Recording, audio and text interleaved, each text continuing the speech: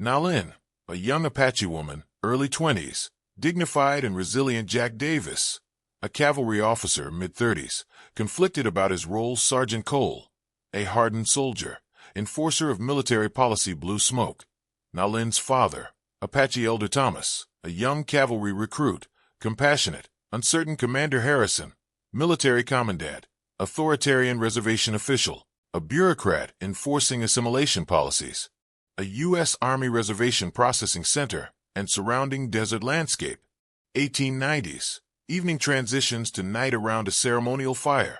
The interior of a sparse military barracks. Harsh electric light. Nalin sits on a wooden bench, her long black hair braided with traditional ornaments. Her hands are bound loosely.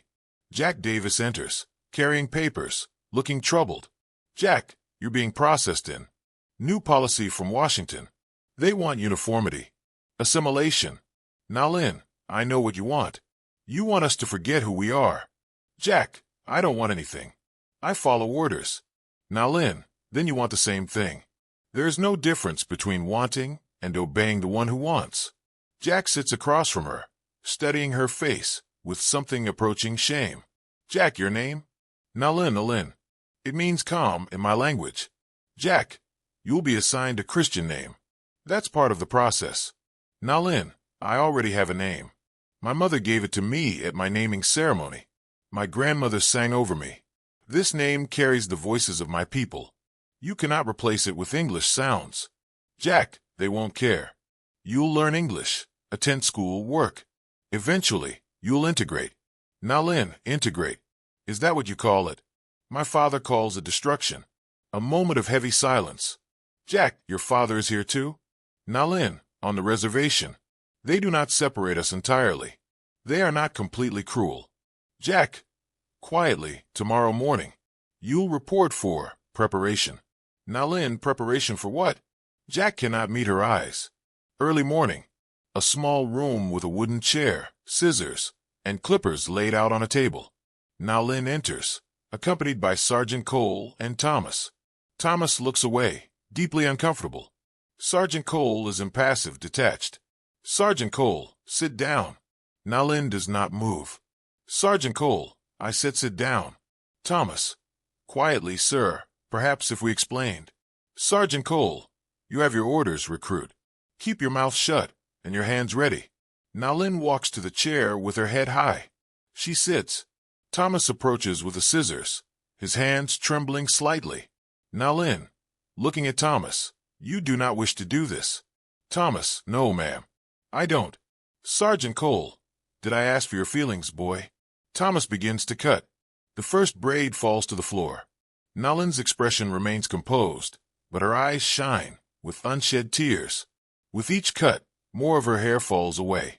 The room fills with an almost unbearable silence, broken only by the sound of scissors.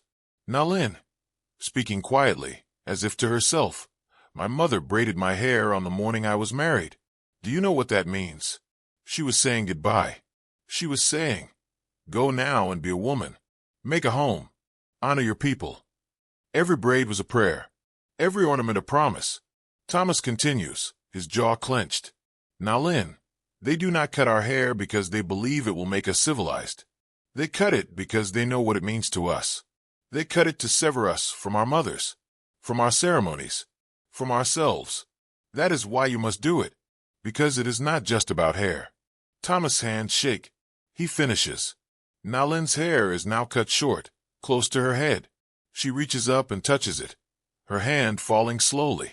Sergeant Cole burned those. Thomas scoops up the fallen braids. He hesitates. Thomas, sir, shouldn't I?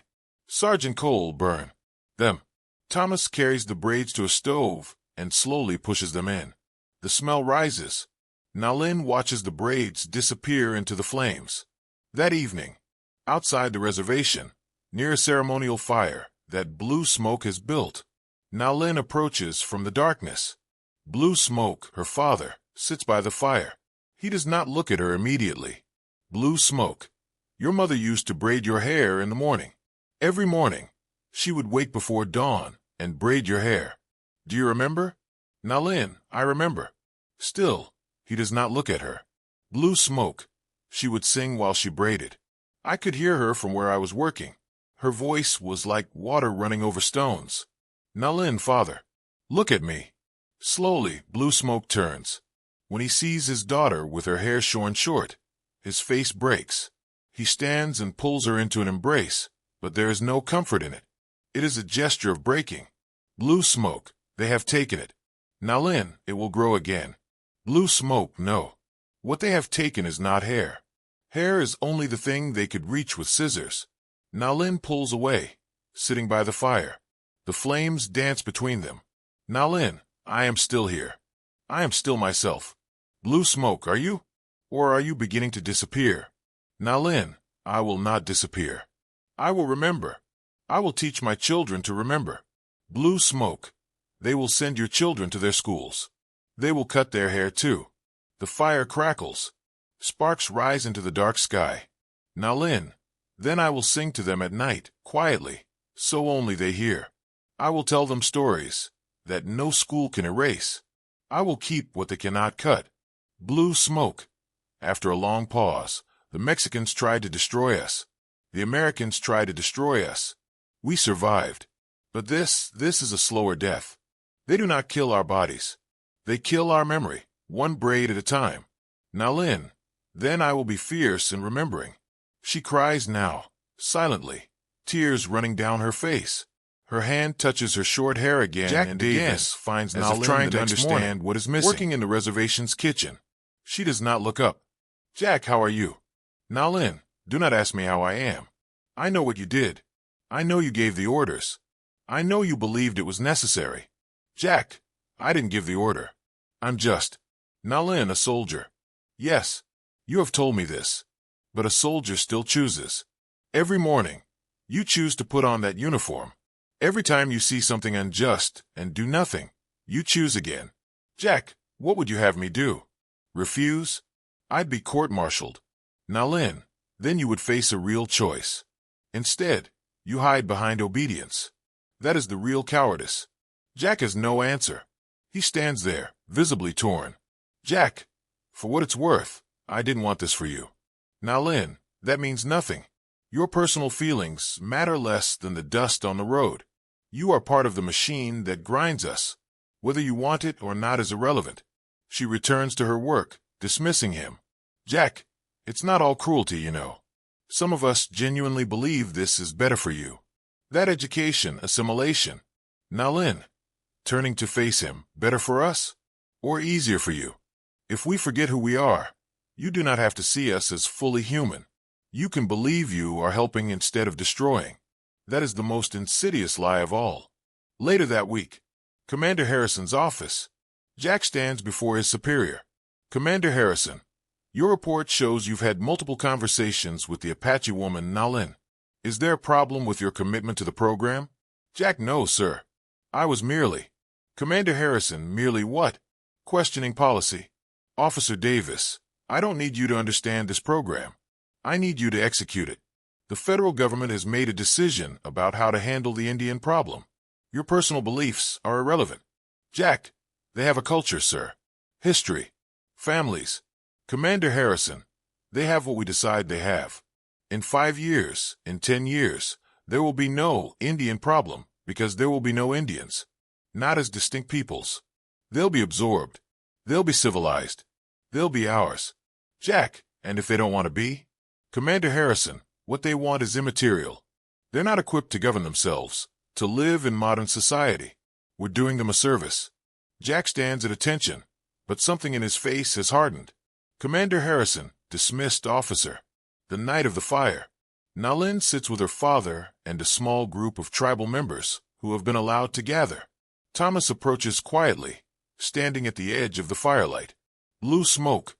Noticing Thomas, come. Sit by the fire. Thomas looks around nervously, but moves closer and sits. Blue Smoke. You are the one who cut my daughter's hair. Thomas, yes, sir. I didn't want to. Blue Smoke, but you did. Thomas, yes. A long silence. The fire crackles. Blue Smoke, you are young. You have not yet learned the difference between orders and truth. Nalin. Speaking to Thomas for the first time since that day. Do not think your regret makes you innocent. You participated. You held the scissors. Thomas, I know. I know what I did. Nalin, then why are you here? Thomas, because I needed to see you. To understand what I took. I needed to see that you are still you, even with your hair short. Nalin studies him. There is no forgiveness in her eyes, but perhaps a small recognition of his attempt at conscience. Nalin, I am still here. But something is gone. Not because of my hair. Because of what the cutting means. My grandmother will not recognize me in the old way. When I marry, a man will not see the braids my mother made with her prayers. When I give birth to my children, they will see me first as a woman shaped by your schools, your rules, your shame. The hair will grow back. But you cannot cut hair and only have hair remain. Blue smoke. This is what they do not understand. They think we are made only of flesh and appearance. They do not see that we are made of stories and memory and relationship. You cannot cut a person into civilization. Thomas sits with this, understanding finally the depth of what was taken. 1 year later, Nalin's hair has grown back somewhat, but she no longer braids it in the traditional way. Jack finds her in the reservation's growing section, now wearing clothes that blend her heritage with practical reservation life. Jack, I've been transferred. I'm leaving tomorrow.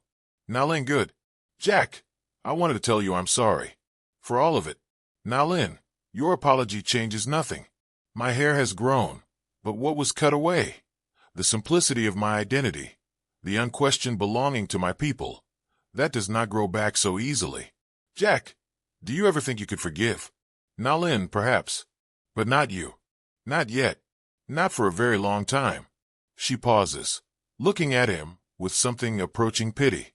Nalin, the tragedy is that you will leave here and rejoin your world, and you will try to forget. You will drink and laugh with your friends and pretend this part of your life did not happen. But I cannot forget. My children will carry this. My children's children might carry it. You get to move on. We do not have that luxury. Jack, I know. Nalin, no. You do not know. You cannot know. But perhaps that is mercy. If you truly understood, I think it would break you. Jack walks away, carrying his shame with him. Many years later, Nalin, now middle-aged, sits with her daughter by a fire, braiding her hair. Nalin, your grandmother taught me this. And her mother taught her. Daughter, will they let me keep it braided? At the school? Nalin, pausing, no. They will cut it, the way they cut mine. But listen to me carefully. They can cut your hair, but they cannot cut your memory unless you let them. Every time you sit by a fire, I will braid it again, and your memory will be braided into it, strand by strand. No scissors can take that. Daughter, why do they want to hurt us? Nalin, because we exist in a way that troubles them. Our way of being Apache troubles them, so they try to remake us. But we are like this fire. They can pour water on it, but the embers remain. And from the embers, new fire rises. She finishes the braid and ties it with the traditional band. Nalin, never forget where you come from. Never forget what you are. Not for any school, any rule, any shame they try to make you feel. You are Apache. You are your mother's daughter and your grandmother's granddaughter. That is written into your bones. No one can cut that. The fire burns on. The braids remain. Yendi,